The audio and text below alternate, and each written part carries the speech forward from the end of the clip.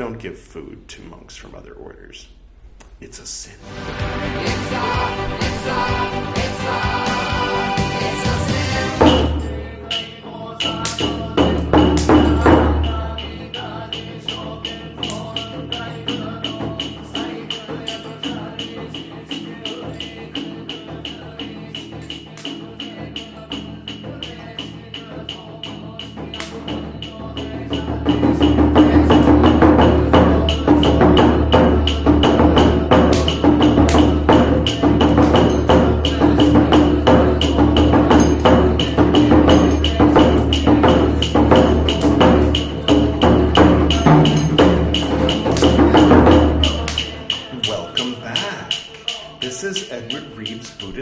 Podcast, episode 123, Tipiṭaka, part 60, in which I will continue reading Pācittiya, the rules of expiation, starting with Rule 41.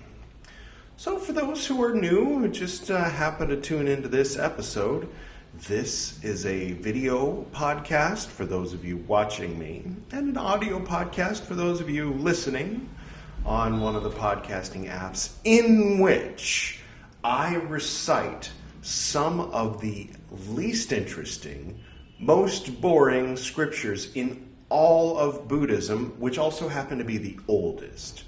And thus, through the use of facial expression, pop culture references from the 80s, and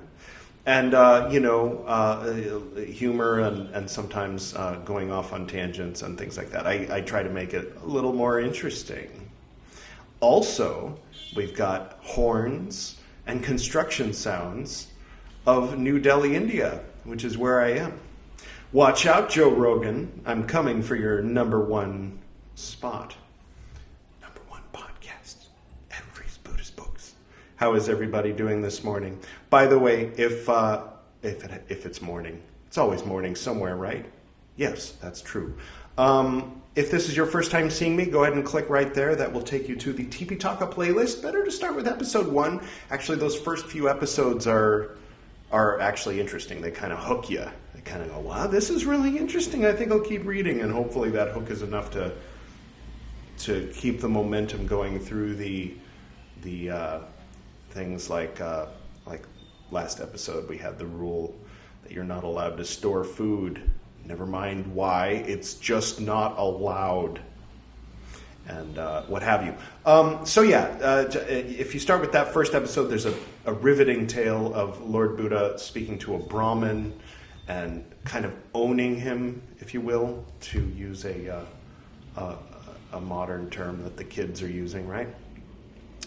And so I would like to welcome our special guest. Now, forgive me, I don't know if this has a proper name, but it is all 8 of the auspicious symbols of Vajrayana Buddhism in one symbol. And if that looks familiar, it's because it is almost exactly what we use to represent Vajrayana Buddhism, specifically sort of the Tibetan flavor of Vajrayana Buddhism, also Bhutan and Nepal and what have you. This image, as you can see, can be found in several places if you walk around Kathmandu, for instance, or Nepal. I have not personally been to Tibet, the land formerly known as Tibet. I guess they still call it Tibet, right? It's just not its own country anymore. Anyway, yes, so if you look closely, you can see the wheel of the Dharma, the umbrella of unity, the flag of good signs, the fish here and here of happiness, the knot, the endless knot of love, the lotus, the pink lotus of spiritual purity. Here, I'm going to cheat a little bit. The conch shell of good speech is surely in there somewhere. And is that everything? I think that's everything. Oh, and the jar of wisdom and prosperity. Because if you have the wisdom to keep your prosperity in a jar with the lid on it and not let it spill out and keep it in a safe place, then that's where wisdom and prosperity can kind of go together. It's water. Back in the day, water was it's becoming more precious these days, clean drinking water, that is. So back in the old days, if you had water, then you kind of wanted to keep it in a jar.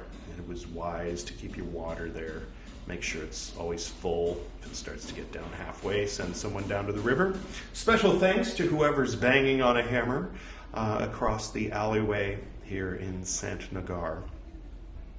All right, so yes, that's basically it. Let's bring the dial back to pre-sectarian early Buddhism. Full disclosure, by the way, about this particular stone carving of the Dharma wheel actually comes from the post-Ashoka era. However, we don't really have much in the way of like Buddhist symbols.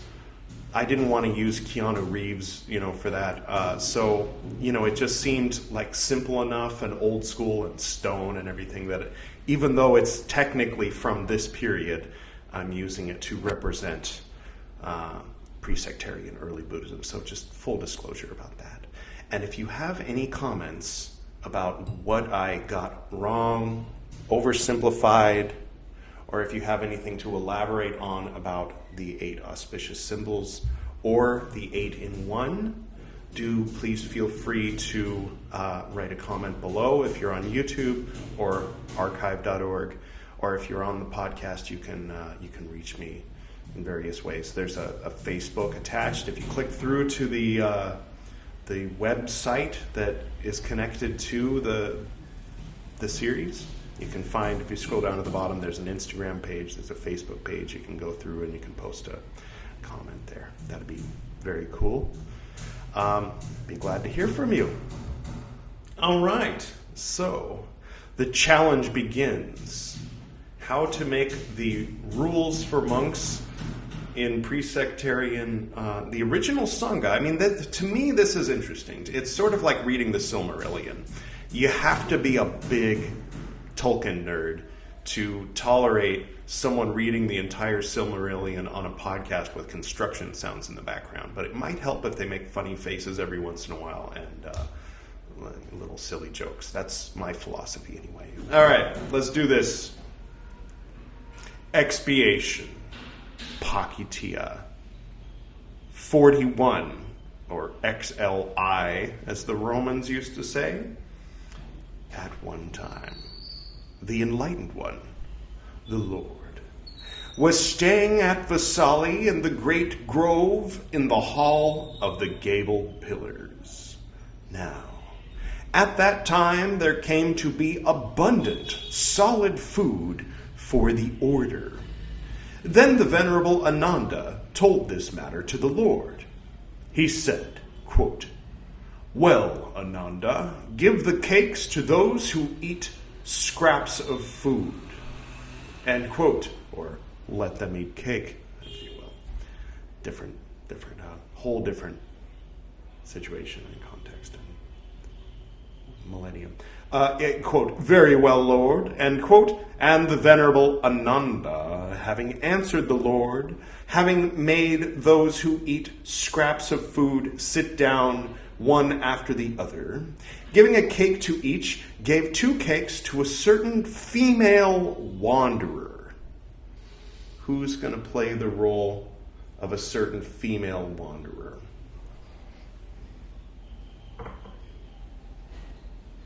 Thinking that they were one. Neighboring female wanderers spoke thus to this female wanderer, quote, "This recluse is your lover," end quote. Well, it is Vasali. Those of you who remember Parajika will know what I'm talking about. Quote, "This recluse is not my lover. He gave 2 cakes, thinking that they were one," end quote. A second time, 3 dots.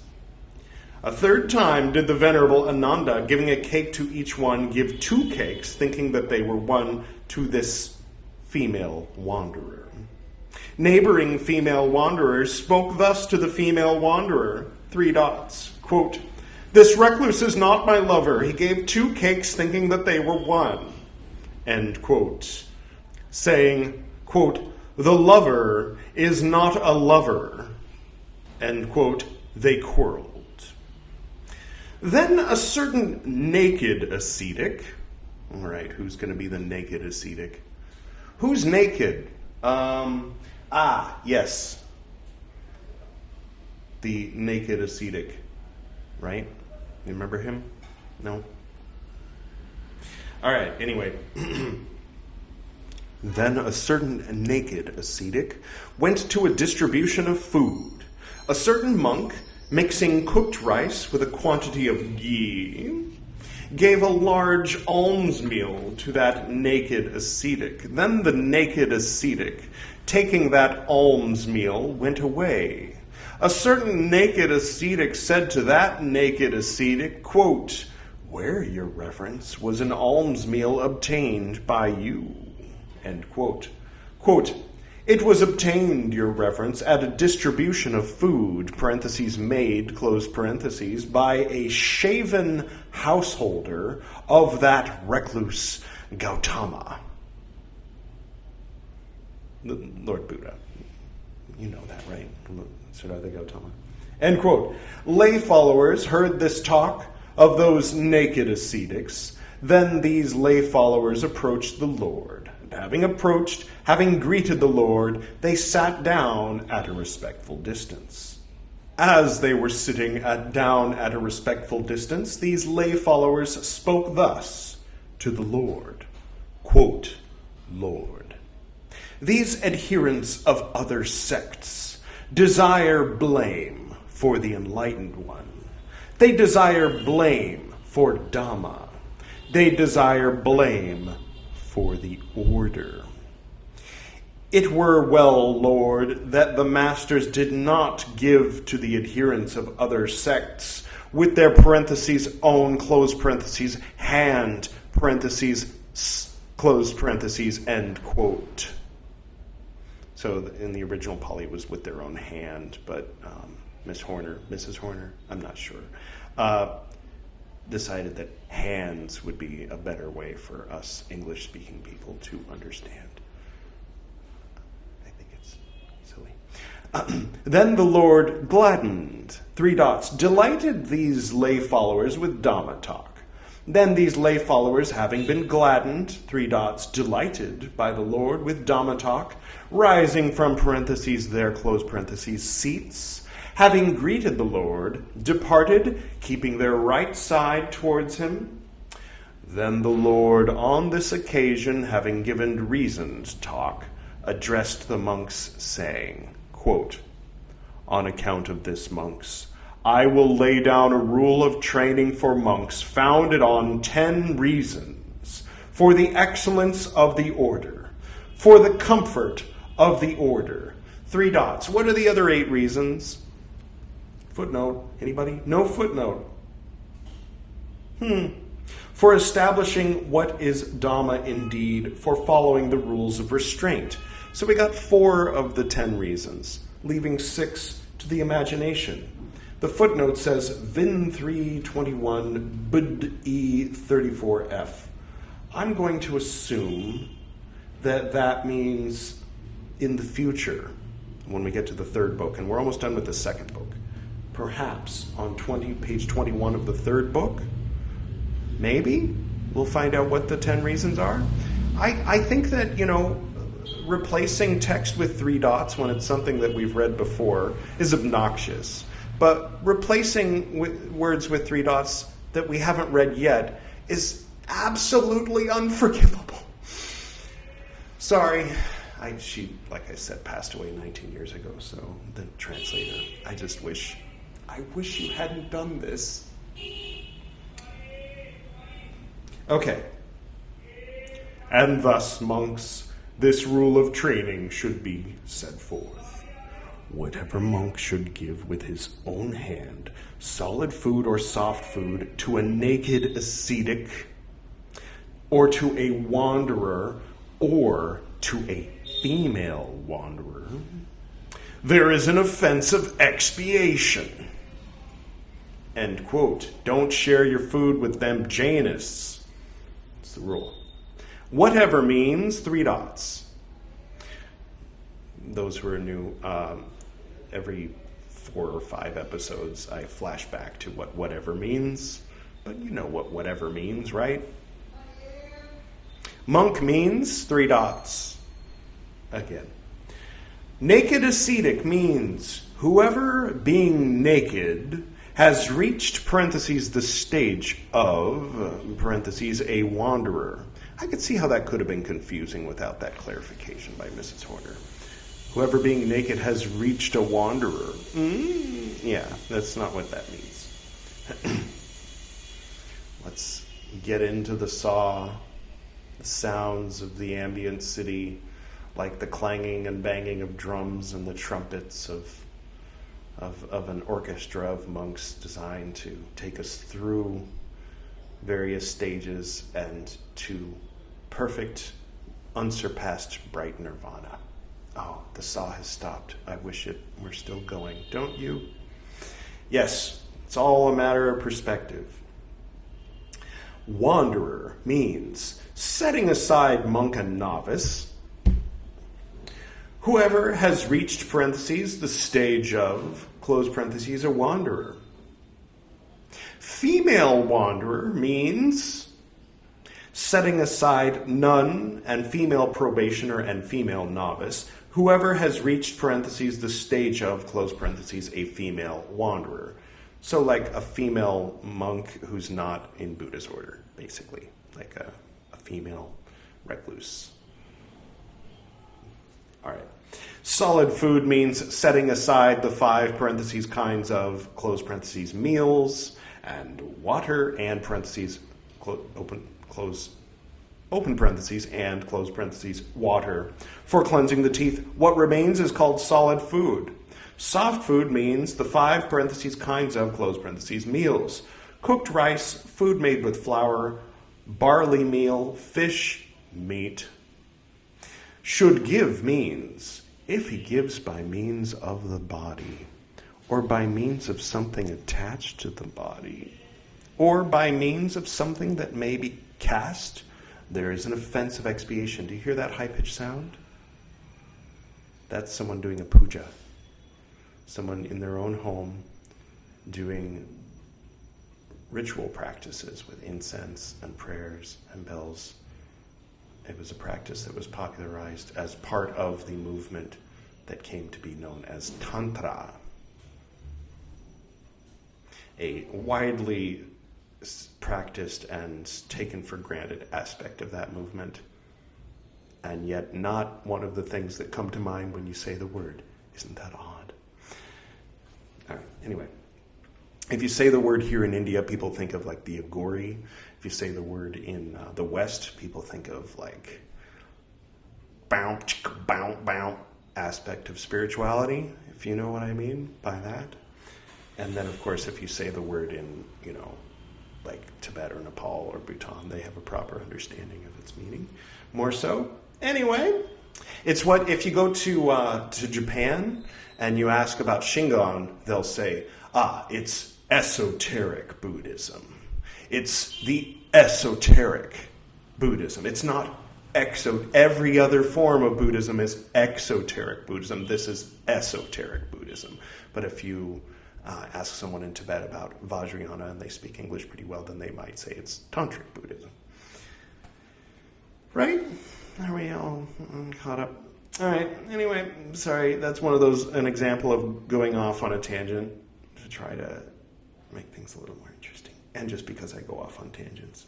That's me making excuses for going off on tangents. Should give means, yes, attached to the body, something that may be cast there as an offense of expiation. Yes. So if you give it with your body or something attached to your body and they receive it with their body or something attached to their body, it's an offense of expiation. don't give food to monks from other orders. It's a sin. It's a sin.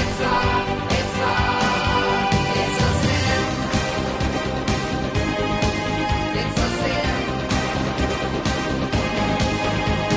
Everything under the sun, everything.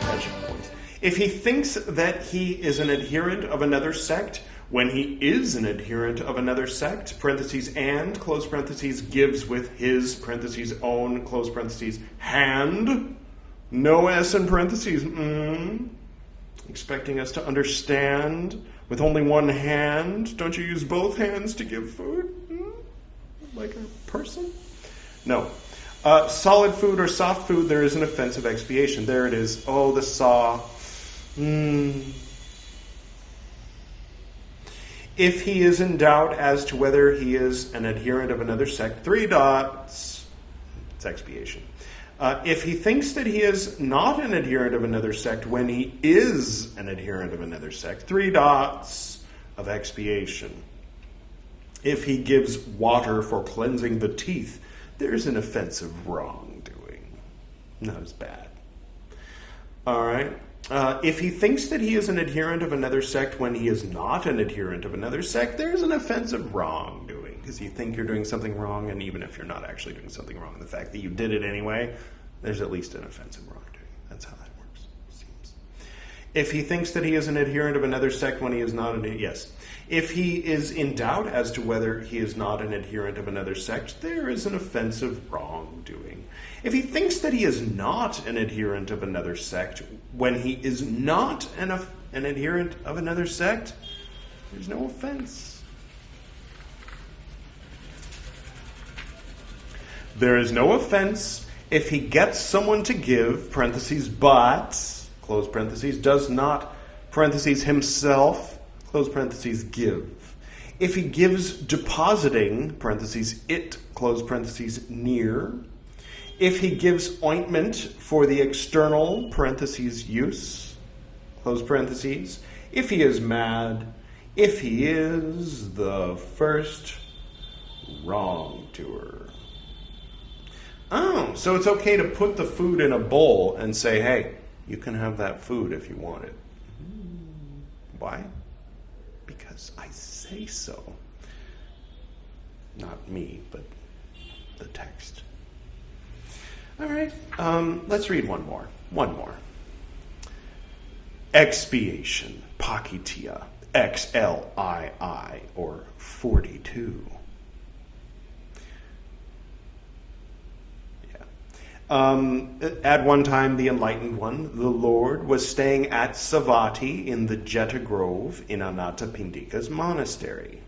Now, at that time, the Venerable Upananda, you remember the Venerable Upananda? At one time, he was played by this guy, but originally he was that guy. He also plays the king on my side when my friend and I plays chess through the...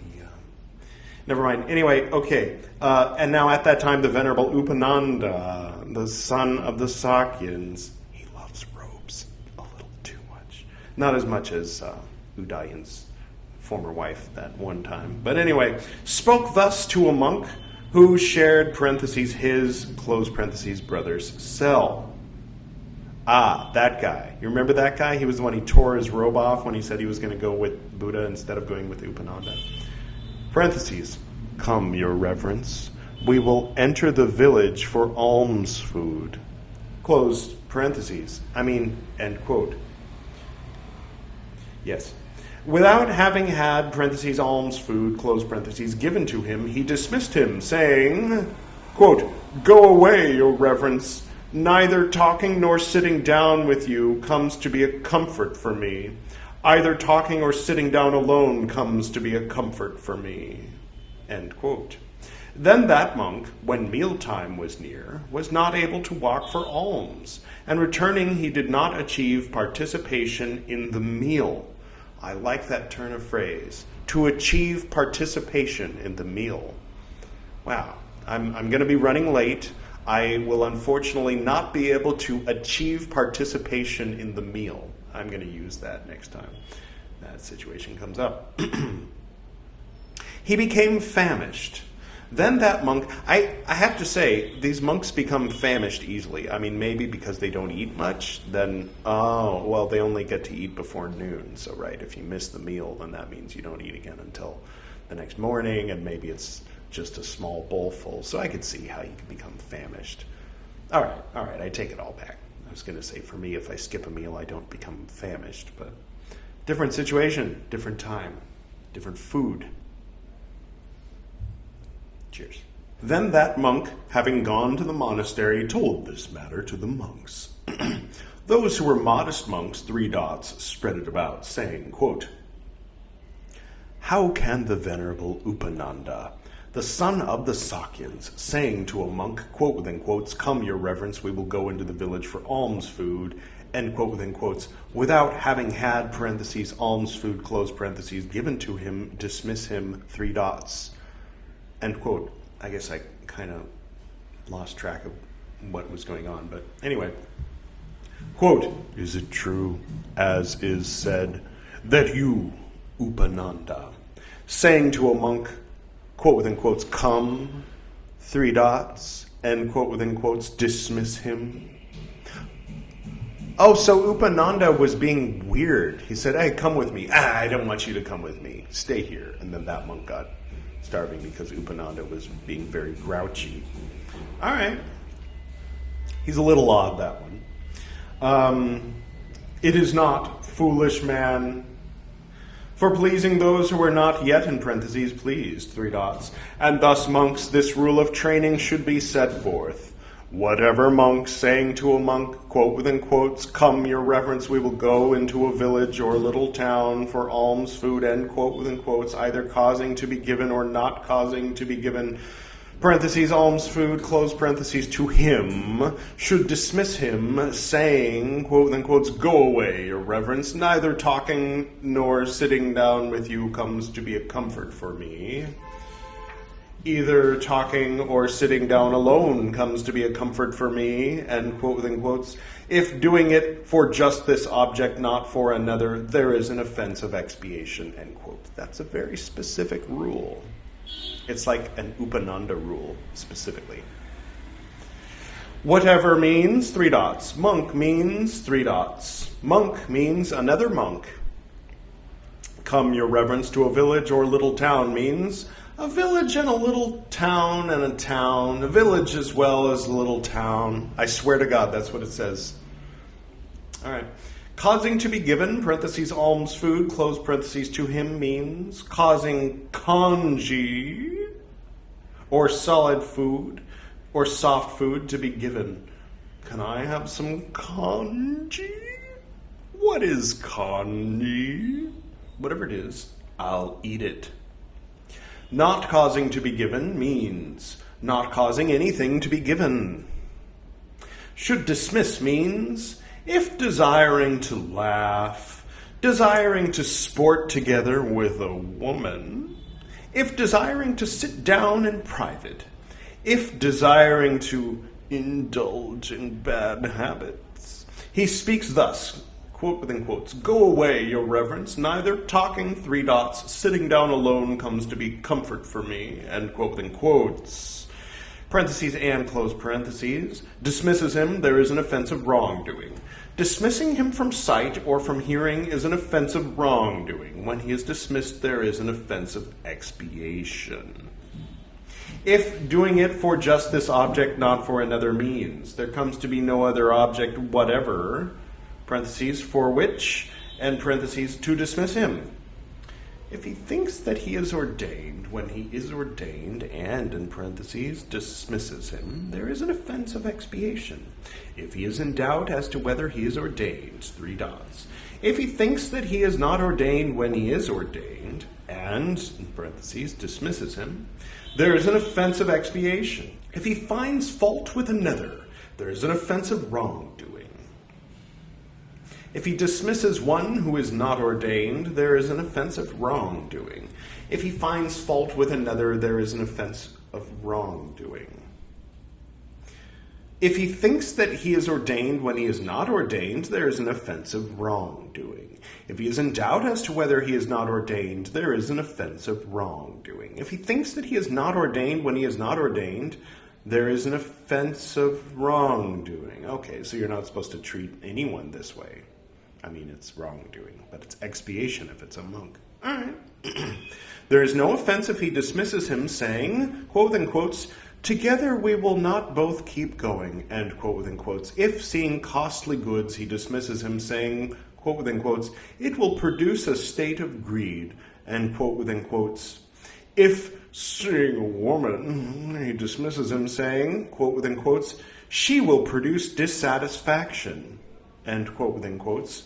If he dismisses him, saying, quote within quotes, "Take back congee or solid food or soft food for one who is ill, or for one who is left behind, or for a guardian of the dwelling place," end quote within quotes. If, not desiring to indulge in bad habits, he dismisses him if it ought to be done, if he is mad, if he is the first wrongdoer, the second, meaning, of course, the 42nd. And that's today's reading. Special thanks to Upananda, the naked ascetic, and the female wanderer, as well as the 8 auspicious symbols of Vajrayana Buddhism in one, for making these rules of expiation a little more fun. So, that's your Silmarillion reading for today. I hope you enjoyed it, and I look forward to seeing you again next time. All right, so until then, may you be blessed with all these 8 blessings and what have you. And all right, I'll go ahead and close now.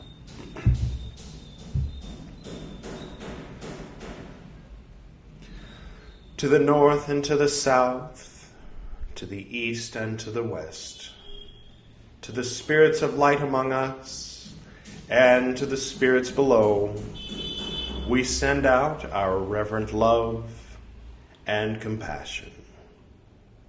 May all beings be happy.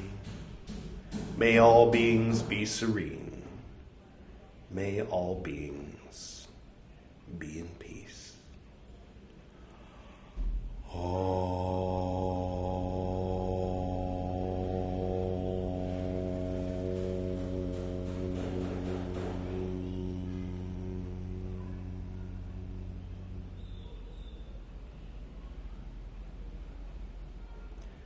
Until next time.